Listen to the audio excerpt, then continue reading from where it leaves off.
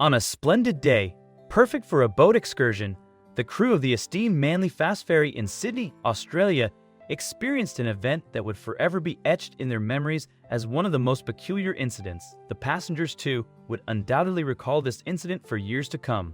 The extraordinary occurrence unfolded when a woman, amidst the picturesque surroundings, caught sight of an unexpected sight, an entity swimming beyond the jetty, venturing straight into the path of the ferry.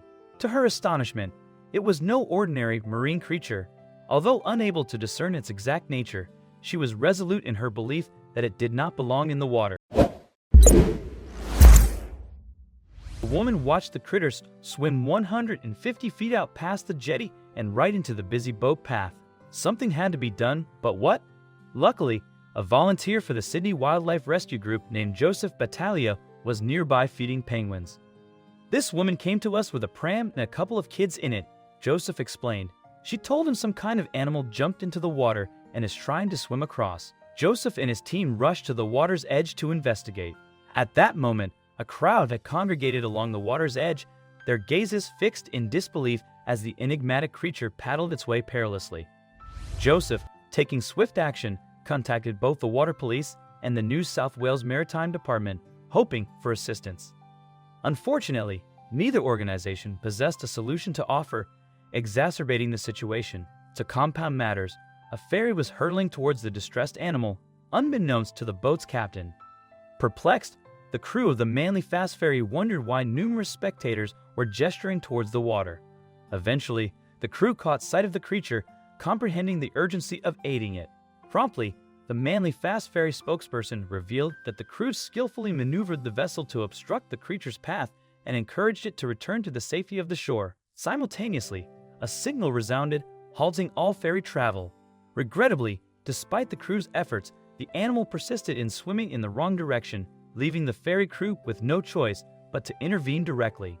Deckhands swiftly tossed a vibrant orange life preserver into the water, hoping to attract the attention of the now frightened creature. However, the distressed animal paid no heed to the floating device. It seemed like a long-shot plan. How could it possibly comprehend that gripping the life preserver would offer assistance? The crew realized it was time to reconsider their options. As the ferry drew nearer to the animal, the crew finally discerned its identity: a wallaby, a creature not known for its adept swimming abilities. The poor wallaby had already grown weak and was on the brink of drowning. The captain skillfully steadied the ferry as much as possible, while Chris carefully lowered a rope that P had fashioned into a makeshift lasso into the water. Patiently, they waited for the opportune moment to position the loop around the waterlogged wallaby. After several nerve-wracking moments, the crew successfully lifted the exhausted marsupial out of the water.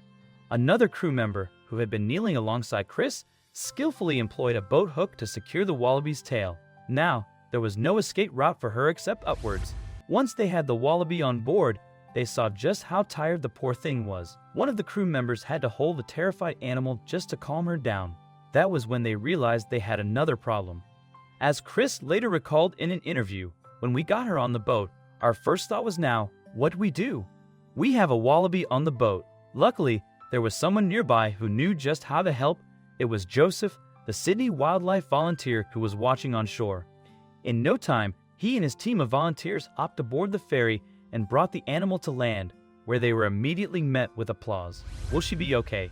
one onlooker asked as Joseph's team brought the marsupial to shore. From the looks on the Sydney Wildlife team's faces, they likely knew the wet wallaby wasn't out of the woods yet. The rescuers reached out to Jody Lewis, another dedicated wildlife volunteer who initially found it difficult to believe what she was being told.